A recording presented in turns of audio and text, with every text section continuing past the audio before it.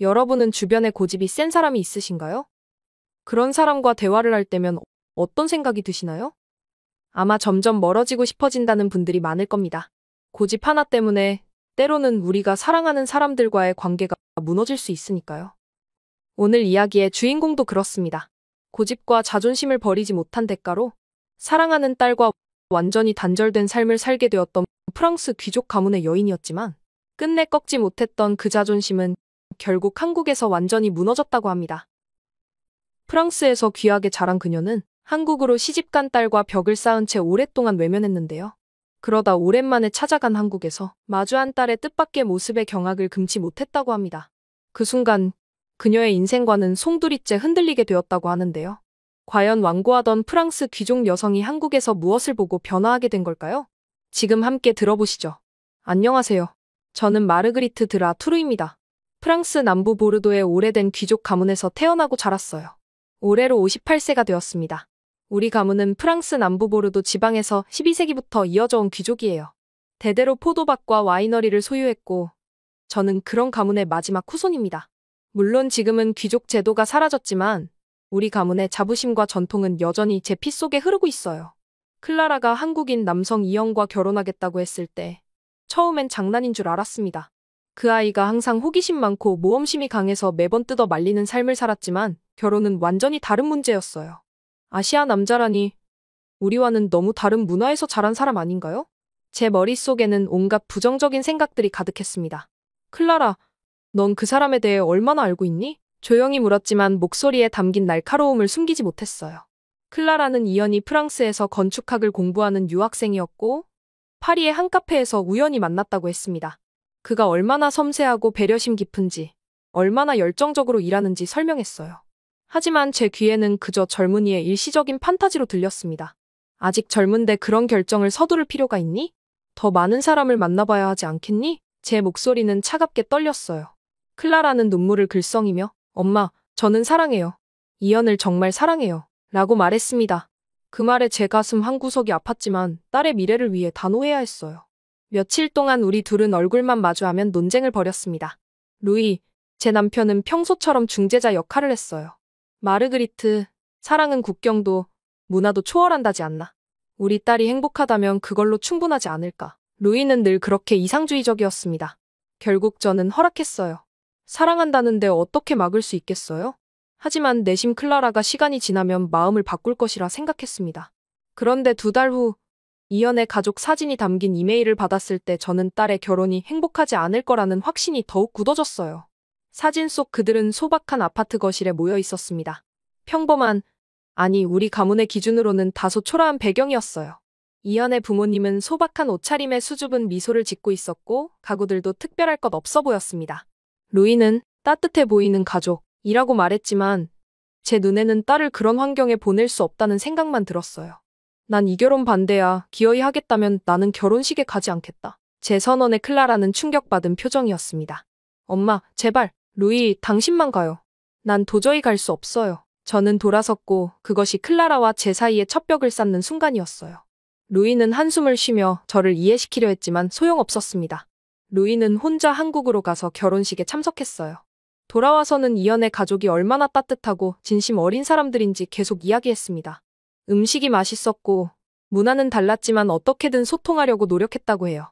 하지만 그런 말들이 오히려 저를 더 멀어지게 했습니다.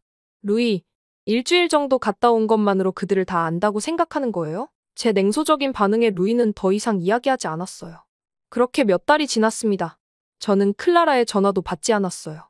매일같이 오던 전화는 점점 뜸해졌고 제 고집은 더 강해졌어요. 크리스마스 때도 딸은 한국에 있었고 우리 부부는 처음으로 딸 없이 성탄절을 보냈습니다. 남편과의 사이도 나빠지고 있었어요. 갈수록 대화가 줄어들었고 딸과는 서로 두꺼운 벽을 쌓았어요. 봄이 왔다 갔고 여름이 찾아왔습니다. 저는 오히려 점점 더 딸이 괘씸하고 화가 났습니다. 그러던 아침, 눈치만 살피던 남편이 커피를 마시며 조용히 말했어요. 클라라가 임신했대. 그 순간 제 손에서 잡고 있던 찻잔이 떨어져 깨졌습니다. 뭐라고요? 다음 달이면 5개월이 된대. 우리 곧 할머니, 할아버지가 되는 거야. 루이의 눈에는 기쁨이 가득했어요. 그런데 제 마음속 어딘가에서 갑자기 무너지는 소리가 들렸습니다. 마치 오랫동안 쌓아온 벽이 한순간에 무너지는 것 같았어요. 그저 손녀 또는 손자라는 단어 하나만으로 내 딸이 저 멀리 한국이란 나라에서 아이를 낳는다는 생각하니 말할 수 없는 미안함과 그리움이 밀려왔습니다. 그날 밤 루이가 잠든 후 조심스럽게 서재로 갔어요. 떨리는 손으로 국제전화를 걸었습니다. 여러 번의 신호음 끝에 클라라의 목소리가 들렸어요. 여보세요? 클라라. 제 목소리는 작았습니다. 엄마? 그녀의 놀란 목소리가 들렸어요. 잠시 침묵이 이어졌고 저는 무슨 말을 해야 할지 몰랐습니다. 다음 주에 한국으로 갈게. 더 이상의 설명 없이 전화를 끊었어요. 심장이 미친 듯이 뛰었습니다. 침대로 돌아오면서 생각했어요.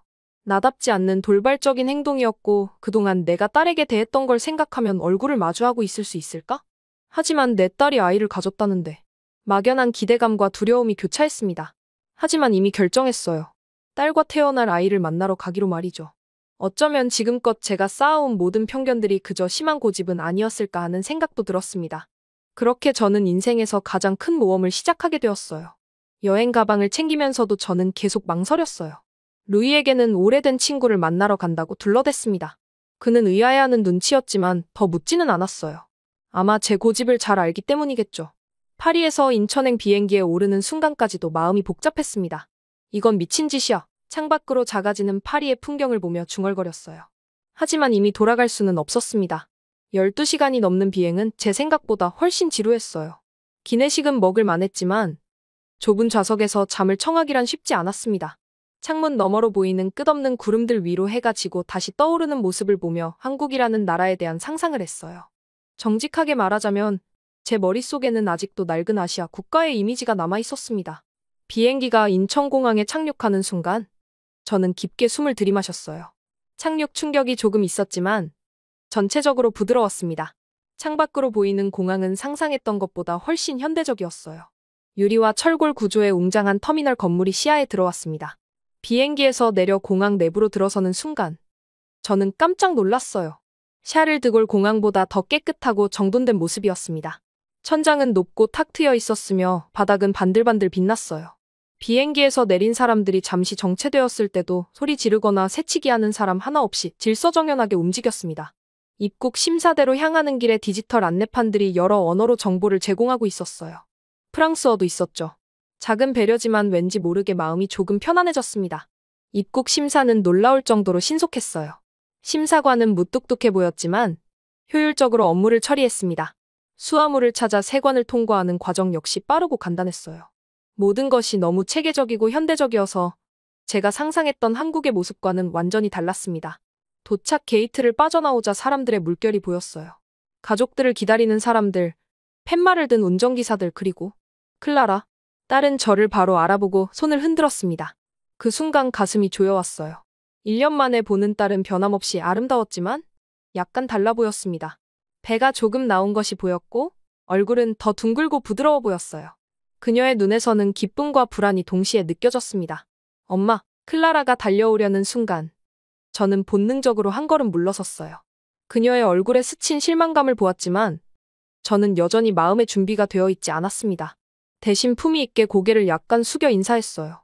오랜만이구나, 클라라. 제 목소리는 의도치 않게 딱딱하게 나왔습니다. 클라라는 잠시 당황했지만 곧 미소를 지었어요. 엄마, 무사히 도착하셔서 다행이에요. 여행은 어땠어요? 지루했지만 견딜 만했어. 짧게 대답하며 주변을 둘러보았습니다. 이현은 안 왔니? 이현이 오늘 중요한 프로젝트 마감이 있어서 칼퇴는 못하고 저만 왔어요. 바로 가면 집에서 만날 수 있거예요. 클라라가 제 가방을 들려고 했지만 제가 고개를 저었습니다. 임신한 딸에게 무거운 짐을 들게 할 수는 없었어요. 공항에서 나와 기차역으로 향하는 동안 저는 계속 주변을 살폈습니다. 도로는 깨끗했고 차들은 질서 있게 움직였어요. 대중교통 시스템도 놀라울 정도로 현대적이었습니다. 프랑스에서는 항상 지하철이나 버스가 지연되는 일이 많았는데 여기서는 모든 것이 정확한 시간에 움직이는 것 같았어요. 공항철도를 타고 서울역까지 간 다음 거기서 택시 타면 돼요. 클라라가 설명했습니다. 기차 안으로 들어서자 깨끗한 좌석과 조용한 환경이 눈에 띄었어요. 창밖으로 보이는 풍경은 도시와 자연이 적절히 조화를 이루고 있었습니다. 한국은 내가 생각했던 것보다 훨씬 발전한 나라구나. 무심코 내뱉은 말이었어요. 클라라는 미소 지었습니다. 네, 엄마. 한국은 정말 빠르게 발전했어요. IT 강국이기도 하고요. 기차가 달리는 동안 창밖으로 보이는 고층 빌딩들과 정돈된 도시 경관에 계속 놀라움을 금치 못했어요. 프랑스의 거리는 때로 쓰레기가 널려있고 낙서로 얼룩진 경우가 많은데 여기는 모든 것이 깔끔하게 정리되어 있었습니다. 저기 봐요, 엄마. 저게 한강이에요. 클라라가 창문을 가리켰습니다. 넓게 펼쳐진 강과 그 주변의 공원, 자전거 도로가 보였어요. 많은 사람들이 여가 시간을 즐기는 모습이었습니다. 서울역에 도착한 후 우리는 택시를 탔어요. 운전기사는 영어를 조금 할 줄 알았고 클라라와 한국어로 대화했습니다. 딸의 유창한 한국어 실력에 은근히 놀랐어요. 언제 저렇게 배웠을까 싶었습니다. 여기서 살면서 배웠어요. 이형과 그의 가족들이 많이 도와줬죠. 클라라가 제 생각을 읽은 듯 말했어요. 저는 고개만 끄덕였습니다. 택시가 아파트 단지 앞에 멈췄어요. 고층 아파트 단지였는데 생각보다 현대적이고 깔끔했습니다. 로비를 지나 엘리베이터를 타고 15층으로 올라갔어요. 클라라가 문을 열자 은은한 향기와 함께 누군가 요리하는 냄새가 났습니다. 왔어요. 클라라가 현관에서 외쳤고 이현이 앞치마를 두른 채 나왔어요. 그는 공손하게 고개를 숙여 인사했습니다. 어머님, 안녕하세요. 잘 오셨습니다. 그의 프랑스어는 서툴렀지만 노력하는 모습이 보였어요. 저는 형식적으로 고개를 끄덕였습니다. 반갑습니다. 집 안으로 들어서자 깔끔하게 정돈된 거실이 보였어요. 소박하지만 세련된 인테리어였습니다. 프랑스 고성의 화려함과는 거리가 멀었지만 나쁘지 않았어요. 테이블 위에는 이미 차려진 음식들이 있었는데 가운데 큰 뚝배기가 눈에 띄었습니다. 특별히 어머님을 위해 직접 삼계탕을 준비했어요. 이현이 말했어요. 한국에 오시면서 피곤하셨을 테니 복날에 먹는 보양식을 대접해드리고 싶었습니다. 뚝배기 안에는 통닭이 통째로 들어간 국물 요리가 있었습니다. 처음 보는 음식이라 당황스러웠어요. 프랑스에서는 닭을 이렇게 통째로 끓여 먹는 요리가 없었습니다. 클라라는 자연스럽게 테이블에 앉아 젓가락을 들었어요. 엄마, 이건 한국의 전통 보양식이에요. 특히 여름에 기력 회복에 좋다고 해요. 이현이 친절하게 설명을 이어갔습니다. 인삼, 대추, 찹쌀을 닭 속에 넣고 푹 고하는 요리예요. 비행 후 피로 회복에 좋을 거예요. 저는 조심스럽게 테이블에 앉았어요. 숟가락과 젓가락이 놓여 있었는데 당연히 숟가락을 집었습니다. 국물을 한 숟가락 떠서 조심스럽게 맛보았어요. 생각보다 담백하면서도 깊은 맛이 났습니다. 그런데 그 순간 충격적인 광경을 목격했어요. 클라라가 맨손으로 닭다리를 잡아 뜯고 있었습니다. 프랑스에서 귀족 가문의 예절을 철저히 배운 제 딸이 손으로 음식을 먹고 있다니. 순간 눈앞이 캄캄해졌어요. 클라라, 저도 모르게 날카로운 목소리가 나왔습니다. 딸은 깜짝 놀라 고개를 들었어요. 네, 엄마? 말하려다가 이현의 존재를 의식하고 입을 다물었습니다. 체면을 생각해서였어요. 대신 눈빛으로 강한 불만을 표현했습니다. 클라라는 제 표정을 읽고 잠시 당황했지만 곧 미소 지었어요. 아, 엄마, 여기서는 이렇게 먹는 게 전통이에요. 손으로 먹어야 제맛이죠. 이현도 웃으며 덧붙였습니다. 맞아요, 어머님. 한국에서는 닭고기 같은 건 손으로 드시는 게 편해요. 저희 문화예요. 저는 얼굴에 경직된 미소를 지으려 노력했어요. 그렇군요. 클라라가 닭 가슴살 한 조각을 떼어 제 앞접시에 놓았습니다. 엄마, 한번 드셔보세요. 정말 맛있어요. 처음엔 거부감이 들었지만 예의상 포크로 집어 한 입 베어 물었어요. 그 순간 예상치 못한 맛의 조화가 입안에 퍼졌습니다. 부드러운 닭고기와 향긋한 인삼, 찹쌀의 담백함이 어우러져 놀라울 정도로 맛있었어요. 어떠세요, 어머님? 이현이 기대에 찬 눈으로 물었습니다. 솔직히 맛있었지만 아직 마음의 벽을 허물 준비가 되어 있지 않았어요. 나쁘지 않네요. 식사를 마친 후 클라라가 게스트룸으로 안내했습니다. 작지만 깔끔한 방이었어요. 창문 너머로는 서울의 밤 풍경이 펼쳐져 있었습니다. 수많은 빌딩들의 불빛이 별처럼 반짝였어요. 피곤하실 테니 쉬세요, 엄마. 내일 서울 구경시켜드릴게요. 클라라가 방을 나가면서 말했습니다. 혼자 남겨진 방에서 저는 창밖을 바라보며 생각에 잠겼어요. 오늘 하루만으로도 한국에 대한 제 선입견이 많이 깨졌습니다. 하지만 클라라가 변한 모습, 특히 그 식사 매너는 여전히 받아들이기 힘들었어요. 제 딸이 이렇게 달라질 줄은 몰랐습니다. 침대에 누우면서 생각했어요. 내 딸은 어디로 간 걸까? 이곳에서 완전히 다른 사람이 되어버린 건가? 그 생각은 저를 불안하게 만들었습니다. 하지만 동시에 오늘 맛본 삼계탕의 깊은 맛처럼 이 낯선 나라에서의 경험이 어쩌면 예상치 못한 깊이를 가져다 줄지도 모른다는 생각이 들었어요. 눈을 감으며 내일을 생각했습니다. 낯선 나라, 낯설어진 딸. 이 여행이 어디로 저를 이끌지 궁금했어요. 시차로 인해 쉽게 잠들지 못하고 한국의 밤소리에 귀 기울이며 오랫동안 깨어 있었습니다. 다음 날 아침, 창문을 통해 들어오는 햇살에 눈을 떴어요. 잠시 어디에 있는지 혼란스러웠지만 곧 한국에 있다는 사실이 떠올랐습니다. 누군가 조심스럽게 문을 두드리는 소리가 들렸어요. 엄마, 일어나셨어요? 클라라의 목소리였습니다. 침대에서 일어나 간단히 몸을 추스르고 문을 열었어요. 클라라는 이미 단정하게 차려입고 있었습니다. 그 모습이 어릴 적 학교 가기 전 제 앞에 서 있던 모습과 겹쳐 보였어요. 아침 식사 준비됐어요. 시차 적응하기 힘드실 테니 일정은 여유롭게 잡았어요. 클라라가 말했습니다. 식탁에는 이미 아침 식사가 차려져 있었어요. 서양식 토스트와 계란, 샐러드와 커피가 있었어요. 분명 저를 위해서 이렇게 준비한 거겠죠. 이현은 회사에 갔니? 커피를 마시며 물었습니다. 네, 오늘은 중요한 프로젝트가 있대요. 저녁에는 꼭 일찍 들어온대요. 클라라가 대답했어요. 오늘은 근처 마트랑 시장 구경할까 해요. 엄마가 좋아하실 것 같아서요. 사실 쇼핑은 별로 내키지 않았지만 딸과 시간을 보내기 위해 동의했습니다. 아침 식사를 마치고 함께 집을 나섰어요. 아파트 단지를 나와 걷는 동안 클라라는 주변 환경에 대해 설명해 주었습니다. 여기 근처에는 대형 마트도 있고 전통시장도 있어요. 둘 다 가볼까요? 클라라가 제안했어요. 한국의 거리는 생각보다 깨끗했고 사람들은 바쁘게 오가고 있었습니다. 어디를 가든 질서가 있었고 파리의 혼잡함과는 달랐어요. 클라라는 자신감 있게 길을 안내했고 이 나라에 완전히 적응한 모습이었습니다. 대형 마트에 들어서자 규모에 놀랐어요. 파리의 까르푸보다 작았지만 깔끔하게 정리되어 있었고 다양한 상품들이 진열되어 있었습니다. 클라라는 익숙하게 카트를 끌며 이것저것 담기 시작했어요. 그리고 김치들이 진열된 곳을 지날 때 김치는 시어머니가 직접 담가주셔서 사 먹진 않아요. 처음엔 맵고 냄새가 강해서 먹기 힘들었는데 지금은 없으면 섭섭할 정도로 좋아해요. 라고 말했습니다. 그걸 정말 먹니? 의심스러운 눈으로 물었어요. 네, 엄마도 한번 드셔보세요. 처음엔 낯설지만 자꾸 먹게 되는 매력이 있어요. 클라라가 웃으며 대답했습니다. 마트 구경을 하는 동안 클라라는 한국 음식과 문화에 대해 열정적으로 설명했어요. 그녀가 이 나라와 문화를 얼마나 사랑하게 되었는지 느껴졌습니다. 처음엔 그런 딸의 모습이 낯설었지만 차츰 그녀의 열정이 전해져 왔어요. 마트에서 나와 우리는 전통시장으로 향했습니다. 골목을 따라 들어가자 활기찬 분위기가 느껴졌어요. 상인들의 큰 목소리, 다양한 음식 냄새, 그리고 색색의 과일과 채소들이 시각을 자극했습니다. 여기는 우리 동네 시장이에요. 가격도 싸고 상인들이 다 친절해요. 클라라가 자랑스럽게 말했어요. 한 할머니가 클라라를 알아보고 반갑게 인사했습니다. 한국어로 대화를 나누더니 할머니는 저를 보고 활짝 웃으셨어요. 클라라가 통역해 주었습니다. 엄마가 프랑스에서 오셨다고 말씀드렸더니 특별히 맛있는 것 드시라고 이것 주셨어요. 클라라가 작은 떡을 건네주었습니다. 처음엔 거절하려 했지만 할머니의 진심 어린 미소에 어쩔 수 없이 받았어요. 조심스럽게 한 입 베어 물자 쫄깃한 식감과 달콤한 맛이 입안에 퍼졌습니다. 예상 외로 맛있었어요.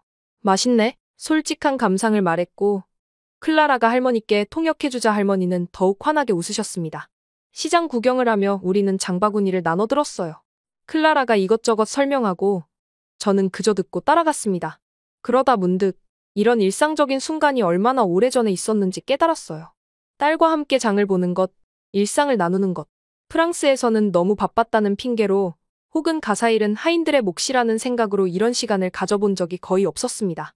시장 한켠에서 클라라가 길거리 음식을 가리켰어요. 이건 시장에 오면 무조건 먹어야 하는 떡볶이예요. 한번 드셔볼래요? 새빨간 국물에 떡과 어묵이 들어있는데. 길거리에서 이렇게 서서 먹는 건 비위생적이고 품위가 없다 생각했지만 딸과의 경험을 위해 한 입 베어 물었어요. 매운맛 때문에 혀가 놀랬는데 떡의 쫄깃함이 입안에서 조화롭게 춤을 췄어요. 의외로 좋았습니다. 맛있죠? 클라라가 기대에 찬 눈으로 물었어요. 나쁘지 않네. 솔직히 인정할 수밖에 없었습니다. 시장을 걷다 보니 어느새 클라라가 자연스럽게 제 손을 잡고 있었어요. 처음엔 당황스러웠지만 그 따뜻함이 좋았습니다. 딸의 손을 잡은 게 언제였을까? 아마 그녀가 10살 때 이후로는 없었을 거예요. 점심시간이 되자 클라라는 작은 식당으로 저를 안내했습니다. 여기는 제가 자주 오는 곳이에요. 비빔밥이 정말 맛있어요. 작은 식당은 소박했지만 깨끗했어요. 비빔밥이라는 건 돌그릇에 밥과 여러 채소, 고기를 넣고 고추장과 함께 비벼 먹는 음식이었습니다. 클라라는 자연스럽게 숟가락으로 비비기 시작했어요. 엄마도 비벼 드세요. 이렇게요. 클라라가 시범을 보였습니다. 처음엔 저렇게 비벼지는 모습에 개밥도 저렇게는 안 먹겠다는 생각을 했지만 결국 조심스럽게 비벼보았어요. 다양한 재료들이 섞여 만들어내는 맛이 놀라웠습니다. 매콤하면서도 담백한 맛이 입안에 어우러졌어요. 이 고추장은 한국의 전통 발효 음식이에요. 클라라가 설명했습니다. 식사를 마치고 잠시 휴식을 취하며 차를 마셨어요. 클라라의 얼굴에서 어린 시절의 순수한 미소를 발견했습니다. 그 미소는 제가 그토록 그리워했던 것이었어요. 엄마, 오랜만에 같이 밥 먹으니까 좋네요. 클라라가 조용히 말했습니다. 그 말에 가슴이 찡했어요. 얼마나 많은 시간을 허비했는지, 얼마나 많은 순간들을 놓쳤는지 깨달았습니다. 그저 고개를 끄덕였어요. 아직 마음속의 벽이 완전히 무너지진 않았지만 조금씩 균열이 생기고 있었습니다. 오후에는 근처 공원을 산책했어요. 한강변을 따라 늘어선 공원은 녹지가 풍부했고 많은 사람들이 여가를 즐기고 있었습니다. 프랑스의 정형화된 공원과는 달리 자유롭고 활기찬 분위기였어요. 여기서 자주 산책해요. 특히 아침에 공기가 좋아요. 클라라가 말했습니다. 벤치에 앉아 잠시 휴식을 취하는데 클라라의 배가 눈에 들어왔어요. 아직 크게 불러오진 않았지만 분명 생명이 자라고 있었습니다. 문득 손을 뻗어 만져보고 싶다는 충동이 들었지만 참았어요. 성별은 알아? 조심스럽게 물었습니다. 아직 확실하진 않지만 이연이는 딸이길 바라고 있어요. 클라라가 배를 쓰다듬으며 대답했어요. 딸, 그 단어가 가슴에 울렸습니다. 내 딸이 이제 엄마가 되는구나? 시간이 얼마나 빠르게 흘렀는지 새삼 느꼈어요. 저녁이 되어 집으로 돌아오자 이연이 일찍 퇴근해 요리를 하고 있었습니다. 그는 진심으로 반가워하며 인사했어요. 오늘 하루 어떠셨어요? 어머님? 괜찮았어. 짧게 대답했지만 속으로는 생각보다 즐거웠다는 것을 인정하고 있었습니다. 이연은 한국식 바비큐인 삼겹살을 준비하고 있었어요. 테이블 중앙에 작은 전기 그릴을 놓고 그 위에 고기를 구웠습니다. 특이한 식사 방식이었지만 어제보다는 덜 놀랐어요. 이건 쌈이라고 해요. 상추에 고기와 양념, 마늘을 넣고 싸서 한 입에 먹는 거예요. 클라라가 시범을 보였습니다. 솔직히 손으로 먹는 방식이 여전히 불편했지만 하루 종일 새로운 경험을 하다 보니 조금은 마음의 문을 열게 되었어요. 조심스럽게 클라라의 방식대로 따라해봤습니다. 한 입 크기로 상추에 싸서 먹으니 고기의 풍미와 신선한 채소, 양념의 조화가 놀라웠어요. 이런 식사 방식에도 나름의 매력이 있다는 걸 인정할 수밖에 없었습니다. 어머님, 와인 한 잔 드릴까요? 이연이 프랑스 와인 한 병을 꺼냈어요. 보르도 와인이네요. 우리 집안 것인데 놀라움을 감추지 못했습니다. 클라라가 어머님이 좋아하실 거라고 해서 특별히 구해뒀어요. 이연이 수줍게 웃었어요. 그제서야 깨달았습니다. 이연은 단순히 예의상 나를 대접하는 것이 아니라 진심으로 환영하고 있었어요. 비록 제가 이들의 결혼식에 참석하지 않았고 지금까지 그를 인정하지도 않았지만 그는 성의를 다해 저를 맞이하고 있었습니다. 와인을 한 모금 마시며 이연이 클라라를 대하는 모습을 관찰했어요. 그는 계속 클라라의 상태를 확인하고 조용히 배려하는 모습이었습니다. 말로 표현하지 않아도 그의 모든 행동은 클라라를 향한 사랑과 존중으로 가득했어요. 식사를 마친 후 이연은 클라라에게 발 마사지를 해주었습니다. 임산부는 다리가 잘 붓거든요. 그가 설명했어요. 그 모습을 보며 문득 루이를 떠올렸습니다. 루이도 내가 클라라를 임신했을 때 이렇게 배려해주었지요. 하지만 나는 그것을 당연하게 여겼어요. 지금 보니 그런 사랑과 배려가 얼마나 귀중한 것인지 새삼 깨달았습니다. 밤이 깊어가는데도 잠이 오지 않아 발코니에 나갔어요. 서울의 밤 풍경이 눈앞에 펼쳐졌습니다. 빌딩들의 불빛이 별처럼 빛나고 있었어요. 불현듯 깨달았습니다. 내가 그동안 얼마나 외로웠는지, 그리고 그 외로움은 내가 스스로 선택한 것이었다는 사실을요. 클라라가 내 옆에 와서 서서 밤하늘을 함께 바라보았습니다. 엄마, 여기 와주셔서 정말 고마워요. 아무 말도 하지 않았지만 조심스럽게 딸의 어깨에 손을 얹었어요. 그 순간 오랫동안 잃어버렸던 시간들이 다시 돌아오는 것 같았습니다. 그동안 쌓인 거리감과 오해가 천천히 녹아내리기 시작했어요. 한국이라는 낯선 땅은 이제 조금씩 포근하게 느껴졌습니다. 딸의 일상, 그녀가 사랑하는 사람들, 그리고 그녀가 선택한 삶. 처음에는 모두 이해할 수 없었지만 이젠 조금씩 그 의미를 알아가고 있었어요. 내일은 어디 가고 싶어? 엄마? 클라라가 물었습니다. 내가 안내하는 곳 어디든 좋아. 처음으로 진심 어린 미소를 지었어요. 밤하늘 아래 우리는 말없이 서로의 존재를 느끼며 서 있었습니다. 그렇게 하루가 더 지나고 나는 조금씩 잃어버린 시간을 되찾아가고 있었어요. 한국에 온 지 일주일이 지났어요. 처음의 불편함과 낯설음은 어느새 익숙함으로 바뀌어가고 있었습니다. 아침마다 클라라와 함께하는 산책은 어느새 일상이 되었어요. 오늘도 우리는 근처 공원으로 나왔습니다. 아침 햇살이 부드럽게 내리쬐는 공원에는 이미 많은 사람들이 있었어요. 조깅을 하는 사람들, 요가를 하는 사람들, 그리고 우리처럼 산책을 즐기는 사람들까지. 딸과 나란히 걸으며 지난 며칠간의 경험을 되새겨봤어요. 처음 도착했을 때의 낯섦과 거리감이 이제는 많이 줄어들었습니다. 클라라가 좋아하는 김치도 이제는 어색하지 않게 먹을 수 있었고, 젓가락 사용도 조금씩 익숙해지고 있었어요. 무엇보다 딸과 함께하는 시간이 소중하게 느껴졌습니다. 그날 오후, 우리는 공원 벤치에 앉아 햇살을 만끽하고 있었어요. 사람들이 오가는 모습을 바라보며 각자의 생각에 잠겨 있었습니다. 클라라의 배는 이제 조금씩 눈에 띄게 불러오고 있었어요. 몇 개월째지? 조심스럽게 물었습니다. 이제 5개월이에요. 얼마 전에 초음파 검사를 했는데 의사 선생님이 건강하대요. 클라라가 배를 쓰다듬으며 대답했어요. 그 모습을 보니 문득 클라라가 태어났을 때가 생각났습니다. 그때도 이렇게 햇살 좋은 날이었어요. 작고 보드라운 그 아이를 품에 안았을 때의 행복감, 그리고 앞으로 함께할 날들에 대한 설렘이 가슴 가득했었죠. 시간이 너무 빨리 흘러 이제 그 아이가 엄마가 된다는 사실이 새삼 놀라웠습니다. 클라라, 무언가 말하고 싶었지만 목이 메어 더 이상 말이 나오지 않았어요. 딸은 내 표정을 읽었는지 가만히 미소 지었습니다. 알아요, 엄마. 잠시 침묵이 흐른 후 내 입에서 생각지도 못한 말이 나왔어요. 아기가 태어나면 다시 도와주러 올게. 클라라의 눈이 커졌습니다. 그녀는 놀란 표정으로 나를 바라보다가 천천히 고개를 끄덕이며 눈시울을 붉혔어요. 나는 처음으로 그녀의 손을 꼭 잡았습니다. 따뜻했어요. 내 딸의 손은? 정말요? 클라라의 목소리가 떨렸습니다. 물론이지. 단호하게 대답했어요. 이미 마음은 결정되어 있었습니다. 그날 저녁, 이현은 우리를 위해 특별한 저녁 식사를 준비했어요. 한국의 전통 음식들이 가득한 식탁이었습니다. 일주일 전만 해도 낯설고 어색했던 음식들이 이제는 친숙하게 느껴졌어요. 어머님, 마지막 날인데 한국 음식은 어떠셨어요? 이현이 조심스럽게 물었습니다.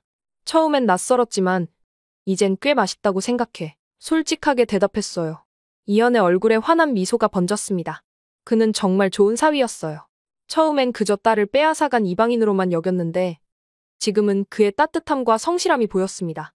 딸을 향한 그의 사랑과 배려는 진심이었어요. 식사를 마친 후 클라라가 제안했습니다.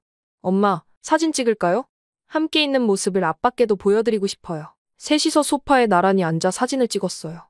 처음엔 어색했지만 클라라와 이현의 자연스러운 웃음에 저도 모르게 미소가 지어졌습니다. 그것은 우리의 첫 가족 사진이었어요. 이거 루이에게도 보내줘. 제가 말했고 클라라는 기쁜 듯이 고개를 끄덕였습니다. 침실로 돌아와 짐을 정리하면서 일주일 전에 내 모습을 떠올렸어요. 얼마나 편견에 사로잡혀 있었는지, 얼마나 고집스러웠는지. 이번 여행은 내게 많은 것을 가르쳐줬습니다. 진정한 품위는 겉모습의 격식이 아니라 마음속에 따뜻함에 있다는 것을요. 다음 날 아침, 공항으로 가는 길은 왔을 때와 달리 무거웠어요.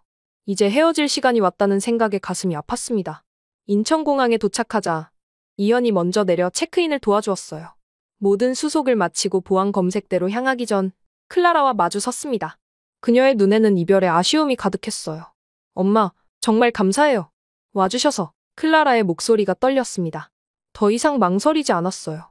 앞으로 나아가 딸을 꼭 안아주었습니다. 오랜만에 느끼는 딸의 체온, 그리고 그 사이에서 느껴지는 작은 생명의 존재까지. 모든 것이 소중하게 느껴졌어요. 내가 고맙구나, 클라라. 내 삶을 보여줘서. 진심을 담아 말했습니다. 이현에게도 가볍게 포옹을 건넸어요. 그것으로 충분했습니다. 말로 표현하지 않아도 우리는 이제 가족이었어요. 이제 자주 보자, 다시 올게. 마지막으로 다짐했습니다. 보안 검색대를 통과하면서도 계속 뒤를 돌아보았어요. 클라라와 이현은 떠날 때까지 계속 손을 흔들어 주었습니다. 그들의 모습이 시야에서 사라질 때까지 나도 손을 흔들었어요. 비행기에 올라 창가 자리에 앉아 창밖으로 보이는 한국의 하늘을 바라보았습니다. 가슴속에 묘한 감정이 일었어요.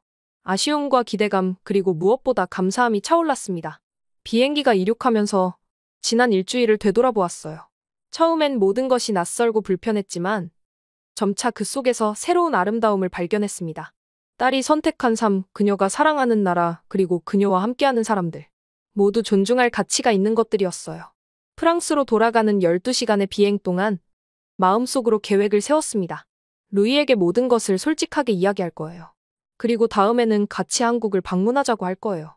루이는 분명 좋아할 거예요. 또한 우리 집에 있는 한 방을 아이방으로 꾸밀 생각도 했습니다.